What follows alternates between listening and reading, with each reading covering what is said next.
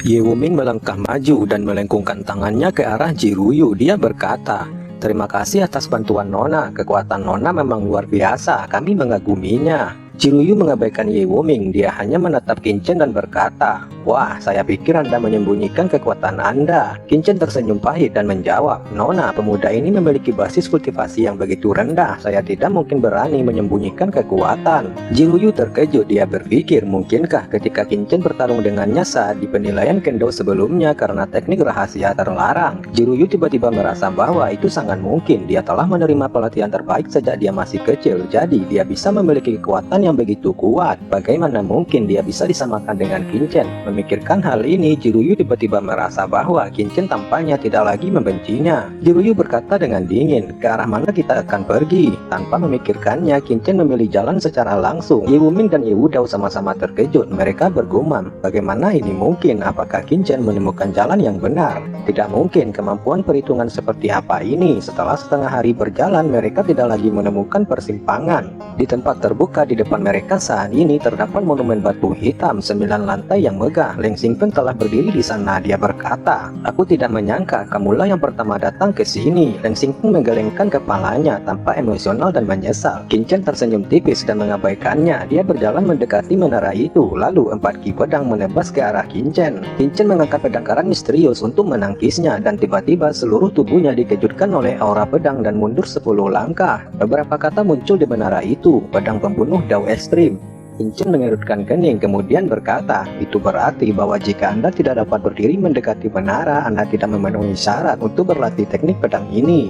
Jiruyu, Ye Wuming, Yu Qianzu, dan Ye Wudao juga menunjukkan keinginan untuk mencoba. Keempat orang itu berjalan menuju monumen batu. Dengan kejutan yang sama, kinerja setiap orang berbeda. Seperti Qinchen dan Jiruyu, mereka berdiri diam hanya dengan sedikit goyangan pada tubuh mereka. Sementara Yu Qianzu dan Ye Wuming mundur selangkah, sedangkan Ye Wudao dia mundur 5 langkah. Menyaksikan itu, Leng Xingfeng bergumam, "Tidak peduli berapa banyak langkah yang mereka ambil, aku Leng Xingfeng pasti akan menjadi orang dengan bakat kendo terkuat." Leng Xingfeng duduk bersila. Qinchen mengabaikan Leng Xingfeng, hanya menatap menara di depannya. Qinchen bahkan berkata kepada Leng Xingfeng, "Bertarung melawan menara kendo adalah cara yang benar untuk mengolah pedang pamungkas." Bertarung melawan menara kendo. Yu Qianzu dan yang lainnya terkejut. Yu Qianzu segera mengeluarkan pedangnya tanpa ragu-ragu dan menghadapi serangan menara kendo. Setelah melihat gerakan Yu Qianzu, yang lain ragu-ragu untuk beberapa saat, dan akhirnya mereka juga mengeluarkan pedang mereka untuk melawan prasasti kendo. Tiba-tiba terdengar raungan keras dan ledakan di mana-mana di puncak menara pedang. Jiruyu, Leng Xingfeng, Ye Wuming, dan yang lainnya semua memandang Qinchen dengan ketidakpercayaan dan keengganan di mata mereka. Jika bukan karena Qinchen, mereka masih tidak tahu berapa lama mereka akan berkultivasi di sana, dan mereka tidak akan mendapatkan apa-apa.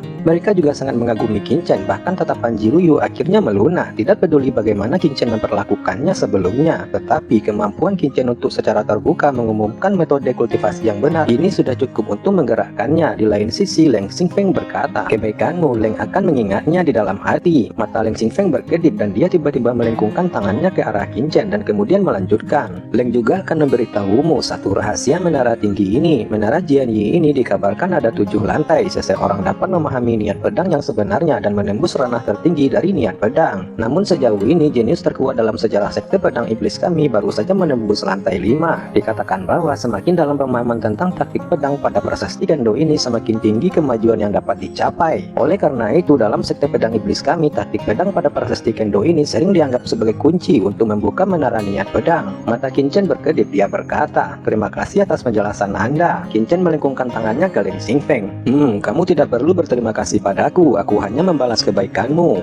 Leng Xingfeng berkata dengan dingin dan kemudian menghadapi prasasti kendo lagi. Hampir 1 jam kemudian, Qinchen bergumam, "Sekarang saatnya untuk selangkah lebih dekat." Dengan mata terpaku, Qinchen terus bergerak maju dengan keras menghadapi niat pedang kematian di baris ketiga. Qinchen dihantam terus-menerus, tetapi setiap kali dihantam dia dengan cepat bangkit dan terus bergerak. Semua orang yang menonton tercengang dan terkejut. 2 jam kemudian, Qinchen tiba-tiba berhenti dan melihat ke belakang. Sekelompok besar orang mulai berdatangan. Pemimpinnya adalah Han Li dan Su Yeqing. Mereka akhirnya menyelesaikan perhitungan dan menemukan jalan yang benar. Sayangnya mereka lebih lambat dari Qinchen dan celahnya terlalu besar. Dengan teriakan marah, Han Li menunjuk Qinchen dengan niat membunuh di matanya. Qinchen berkata, "Bisakah kamu mengendalikannya?" Qinchen memberi Han Li tatapan kosong. Han Li merasa sangat marah sehingga dia hampir muntah darah.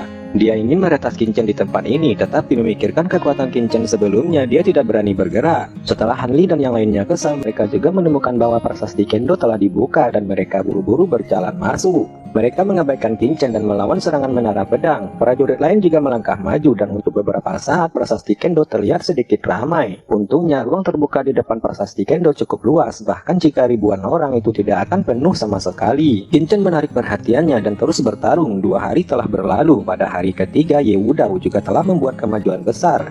Dia melangkah ke tahap kedua. Jiruyu, Yu Qiansu, Ye Wuming, dan Leng Xingfeng semuanya memasuki kultivasi tahap ketiga. Su Yeqing, Han Li, Su Yan, Du Qingqian, Yang Ling, dan Chen Sisi semuanya hanya berkeliaran di tahap kedua. Apa yang membuat Su Yeqing dan yang lainnya semakin tertekan adalah bahwa Leng Xingfeng dan Qingqian terlihat cukup akrab. Setelah Qingqian dan yang lainnya memasuki pagoda, Qingqian segera duduk bersila di lantai pertama memahami arti SWOT intent pagoda. Saudara Qin, ini hanya lantai pertama Menara Jianyi. Niat pedang di sini sangat lemah. Kenapa kamu masih di sini? Ucap Ye Wuming tiba-tiba tanpa bingung. Qingqian berkata, saya hanya berpikir bahwa setiap tingkat niat pedang layak untuk diketahui. Anda dapat mengikuti ide Anda sendiri dan jangan pedulikan saya. Jiruyu memandang Yu Qiansu dan berkata, usulan saya barusan, jika Anda bersedia bergabung dengan Aula Penegak Hukum, Anda dapat mempertimbangkannya kembali. Sosok Jiruyu berkedip dan dia langsung menghilang ke lantai 2 Menara Jianyi dalam sekejap. Saudara Qin, saya pergi dulu, ucap Ye Wuming melengkungkan tangannya ke Qingqian. Dia juga mengguncang sosoknya dan menghilang ke lantai berikutnya di Menara Jianyi. Hanya Yu Qiansu yang sangat mempercayai Qingqian. Dia tahu betul bahwa Qingqian tidak akan tinggal tanpa tujuan. Dia juga duduk bersila di lantai pertama menara pedang ini dan mulai merasakan niat pedang tingkat pertama. Seluruh menara tiba-tiba memancarkan cahaya yang dapat terlihat di mata semua orang di lapangan luar alun-alun. Mereka berkata, oh ternyata pagoda pedang telah diaktifkan. Tampaknya banyak pemain telah memasuki level ketiga dari penilaian warisan pedang iblis. Master Sekte yang 19 tiba-tiba tertawa. Dia berkata, ini baru hampir setengah bulan penilaian tingkat ketiga akhirnya dibuka. Tampaknya kualitas kontestan tahun ini sangat tinggi. Kali ini kamu tidak perlu khawatir tentang itu. Han Li dan yang lainnya adalah salah satu jenius teratas di sekte pedang iblisku selama ratusan tahun. Tidak ada keraguan baginya mengaktifkan ilmu pedang perak, tetapi langkah mana yang bisa mereka capai pada akhirnya hanya bisa dilakukan oleh mereka sendiri. Banyak tetua dari sekte pedang iblis berbicara dan tersenyum di sudut mulut mereka, dan pada saat yang sama mereka semua melihat ke menara di depan. Tidak hanya mereka, tetapi banyak prajurit lain di luar alun-alun pada saat ini semua memandang menara tinggi di depan mereka.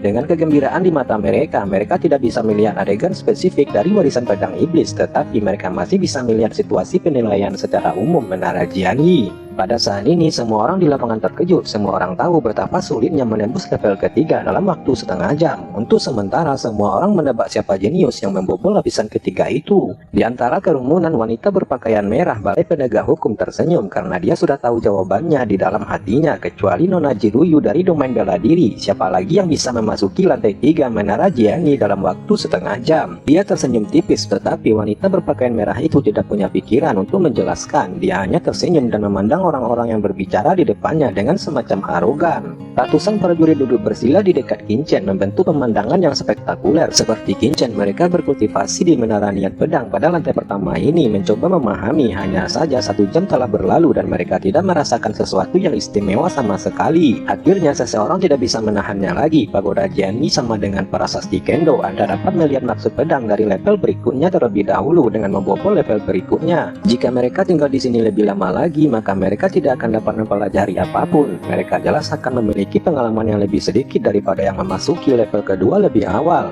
Ini tidak diragukan lagi, merupakan kerugian besar bagi mereka. Segera seseorang berdiri, tidak lagi meniru Qingqian dan langsung pergi ke kedalaman lantai pertama, mencari pintu masuk ke lantai berikutnya. Dengan orang pertama telah berlalu, akan ada orang kedua secara bertahap, ketiga, keempat. Dengan sebatang lupa hampir 100 prajurit yang tinggal di lantai pertama ini, mereka berdiri dan meninggalkan lantai pertama. Setelah berlatih selama 2 jam, Qingqian akhirnya membuka matanya. Dia bergumam, luar biasa, ini benar-benar luar biasa. Ada kegembiraan di matanya. Meskipun niat pedang di lantai pertama ini tidak kuat, itu sangat halus dan sempurna yang memberi Qingqian sentuhan yang bagus. Hanya dalam 2 jam ini dia memata-matai ranah baru niat pedang dan membuat dia mengerti bahwa niat pedangnya memiliki begitu banyak kekurangan dan kelalaian. Chen kecil, ini adalah niat pedang yang sebenarnya, tanya Yukiansu juga membuka matanya. Ekspresinya gelisah dan wajahnya memerah. Yukiansu juga menyadari niat pedang di sini. Dia melanjutkan, tampaknya niat pedang di sini adalah niat pedang yang sebenarnya, sempurna, dan niat pedang yang pernah saya pahami sebelumnya ternyata rusak. Sayang sekali orang-orang itu masih terlalu tidak sabar sebelumnya. Jika mereka tinggal lebih lama, mereka mungkin bisa menyadari perbedaan niat pedang di sini. Sayangnya mereka pergi terburu-buru. Yukiansu menghela nafas. Chen menggelengkan kepalanya dengan ringan dan berkata, faktanya tidak ada yang perlu disayangkan. Setiap orang memiliki peluangnya masing-masing dan kita tidak bisa memaksakannya. Meski mungkin hanya berjarak beberapa saat dari perbedaan pemahaman di sini, namun momen inilah yang mempresentasikan kehidupan baru. Kalau begitu, ayo pergi ke lantai 2. Begitu mereka memasuki lantai kedua, Chen segera merasakan niat pedang yang kuat, yang beberapa kali lebih kuat dari niat pedang di lantai pertama. Dia bergumam, niat pedang tingkat daceng. Niat pedang tingkat kedua ini jelas telah mencapai tingkat daceng. Tidak heran itu jauh lebih kuat daripada tingkat pertama. Tetapi dengan basis niat pedang saya sebelumnya, saya tidak akan kesulitan. Ayo pergi cari tempat untuk terus berlatih. Tanpa buru-buru mencari pintu masuk ke lantai 3, Chen dan Yukiansu segera menemukan tempat kosong dan terus memahami niat pedang di lantai kedua ini. Hei, 2 titik cahaya di lapisan pertama telah menghilang. Selama lebih dari 2 jam, 2 titik cahaya ini akhirnya menghilang. Saya pikir mereka tidak bisa lulus penilaian tingkat pertama. Sial, aku benar-benar ingin tahu siapa 2 orang yang benar-benar tinggal di lantai pertama untuk waktu yang lama ini. Benar-benar tidak masuk akal bagi orang seperti itu untuk memasuki warisan pedang iblis. Ujar kerumunan di alun-alun. Chen secara alami tidak tahu bahwa dia telah menyebabkan sensasi seperti itu di dunia luar. Tetapi bahkan jika dia mengetahuinya, dia tidak akan peduli sama sekali. 1 jam, 2 jam, 3 jam, karena niat pedang dari lapisan kedua lebih kuat, butuh waktu lebih lama bagi Chen dan Yukiansu, dan butuh 5 jam untuk sepenuhnya memahami maksud pedang dari lantai kedua ini. Pada saat ini, jumlah orang di Menara Jianyi di lantai 3 telah meningkat dari 9 menjadi 40 atau 50 orang. Pergi, ayo pergi ke lantai 3, ajak Chen pada Yukiansu dan mereka pun melangkah ke lantai 3. Sungguh niat pedang yang sempurna, ucap Chen pertama kali ketika dia melangkahkan kaki di lantai ketiga. Tatapan Chen kental, lapisan ketiga dari penindasan niat pedang ini ternyata menjadi niat pedang yang sempurna. Tidak heran dia mendengar orang berkata sebelum masuk bahwa kebanyakan orang hanya bisa mencapai lantai ketiga ini. Sama seperti sebelumnya, setelah Chen dan Yukiansu memasuki lantai 3, mereka tidak mencari pintu masuk ke lantai keempat sesegera mungkin. Sebaliknya, mereka mencari tempat tersembunyi dan memahami